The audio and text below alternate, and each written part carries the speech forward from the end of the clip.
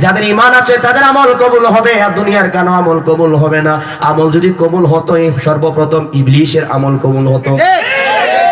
একদিন নয়, দুই দিন নয়, 7.5 লক্ষ বছর ইবাদত করেছে, ঠিক কিনা? আসমান জমিনের কোনো জায়গা নাই যেখানে ইবলিসের সিজদা পড়ে নাই। ইবলিস সিজদা করেছিল কিন্তু আল্লাহর জন্য, নিজের নফসানিয়তের জন্য, অহংকার করার জন্য, বড় দেখানোর জন্য। আমাদের মধ্যে অনেক নামাজি আছে, অনেক বড় নামাজি, তার পাশে কেউ বসতেও পারে না। এত বড় নামাজি, তার পাশে কেউ বসতেও পারে না। আরে ভাই, আপনার পাশে না বসলে আরেকজন কিভাবে নামাজি হবে? ভালো লোকের সংস্পর্শে না আসলে আরেকজন কিভাবে মুমিন হবে, ঠিক কিনা ভাই? এত অহংকার চলে আসে আমাদের মধ্যে। নামাজ পড়লে অহংকার, রোজা রাখলে অহংকার, ইবাদত করার পরে যদি কার মনে অহংকার আসে, মনে করতে হবে সে শয়তান। একমাত্র শয়তানের মনে অহংকার এসেছে। আর আদম তো মাটির, আমি তো আগুনের, আমি তো সেরা, আদম তো নিকৃষ্ট। না না না, আমি আদমকে সিজদা করতে পারি না, আমি আদমকে সিজদা করতে পারি না। আল্লাহ বলেন আবা ওয়াস্তাকবারা ওয়া কানা মিনাল কাফিরিন। আর তুই আদমকে সিজদা তো বড় কথা নয়, আদমকে সিজদা মানে আমার নবীর প্রেমের সিজদা। সুবহানাল্লাহ। আর আদমকে সিজদা তো দুনিয়ার কেউ হুকুম দেয় নাই, আমি আল্লাহ হুকুম দিয়েছি।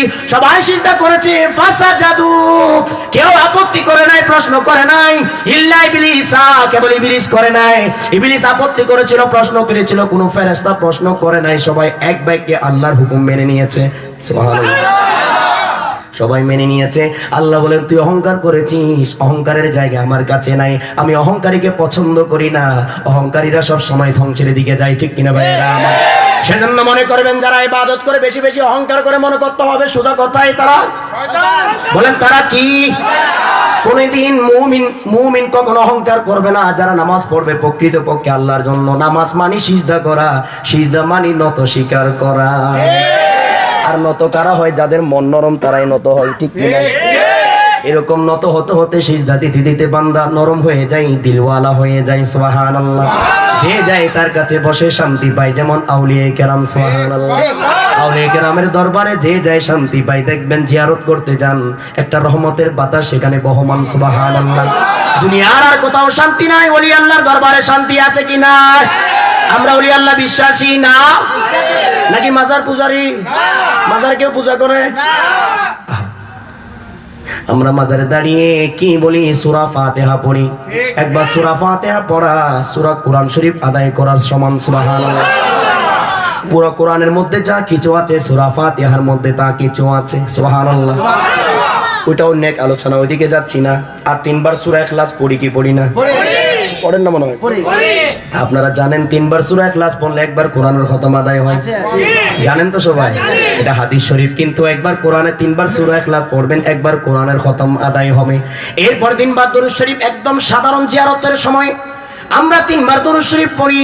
আল্লাহর প্রিয় নবী বলেন একবার দরুদ শরীফ পড়লে 10টা রহমত নাজিল হয়, 10টা গুনাহ মাফ হয়, 10টা মর্যাদা বাড়িয়ে দেওয়া হয়। সুবহানাল্লাহ। একবার দরুদ শরীফের ফজিলত। আর মাহফিল সাজাচ্ছেন, কত হাজার হাজার শত শত দরুদ শরীফ হয়।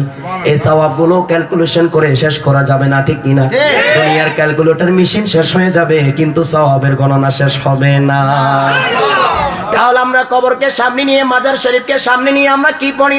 সূরা ফাতিহা পড়ি, সূরা ইখলাস পড়ি, 3 বার দরুদ শরীফ পড়ি। আমি আপনাদের কাছে জানতে চাই, যারা কবরকে মাজারকে সামনে নিয়ে দাঁড়িয়ে থাকেন, আপনারা কি কখনো বলেছেন হরে রাম হরে কৃষ্ণ, রাম রাম? এগুলো কি বলেন? যাদের ধর্ম তারাই বলে, কিন্তু আমরা তো বলি না, ঠিক কিনা ভাই? আমরা তো এগুলো বলি না। তাহলে কেন পূজার সাথে জিয়ারতের তুলনা করা হয়? একবার কোরআনের অক্ষর একটা যদি আদায় করা হয় 10টা নেকি, তাহলে সূরা ফাতিহার মধ্যে কয়টা অক্ষর একটু চিন্তা করুন, সূরা ইখলাসের মধ্যে কয়টা অক্ষর একটু চিন্তা করুন। ঠিক। তাহলে দেখুন আমি যেটা বলতে চাচ্ছিলাম, তাহলে আমরা কবরকে দাঁড়িয়ে কেউ হরে রাম হরে কৃষ্ণ গীতা পাঠ করি না, আমরা পবিত্র কালামুল্লাহ শরীফ থেকে তেলাওয়াত করি, ঠিক কিনা ভাই? আমার কোরআনের তেলাওয়াতকে যারা পূজার সাথে তুলনা করে, তারা কি মুসলমান হতে পারে?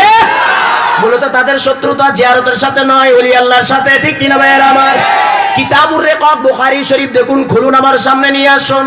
কিতাবুর রেকব বুখারী শরীফে আল্লাহ পাক রব্বুল আলামিন বলেন, প্রিয় নবীর ঘোষণা, আল্লাহর বাণী, যেটাকে বলা হয় হাদিসে কুদসি। আওয়াজ দিয়ে বলুন সুবহানাল্লাহ। মান আদালি ওয়ালিয়ান ফাকাদ আযানতুহু বিল হারব।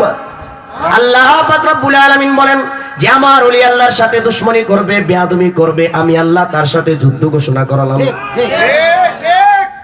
আল্লাহর বাণী। আল্লাহ বলছেন হাদিসে কুদসির মধ্যে, যেটা প্রিয় নবী ঘোষণা করেছেন, বুখারী শরীফের মধ্যে আসছে, কিতাবুর রিকাক।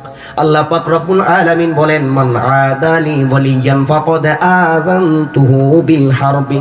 আল্লাহ যুদ্ধ ঘোষণা করলেন ওলি আল্লাহর দুশমনদের সাথে। আল্লাহ যুদ্ধ করলে কি আপনারা পারবেন? না। এত বড় বড় হাতি, আব্রাহা বাদশার হাতি, ছোট ছোট পাখি, তাও আবার ছোট ছোট কঙ্কর দিয়ে ধ্বংস করেছেন, প্রমাণ আছে কি নাই? আলাম তারা কাইফা ফাআলা রাব্বুকা বিআসহাবিল ফিল। আল্লাহ চাইলে সবকিছু পারে কি পারে না? ইন্নাল্লাহা আলা কুল্লি শাইইন কাদির।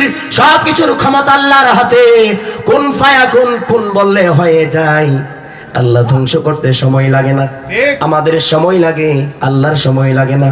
আমরা সময়ের মুহতাজ, আল্লাহ কিন্তু সময়ের মুহতাজ নয়।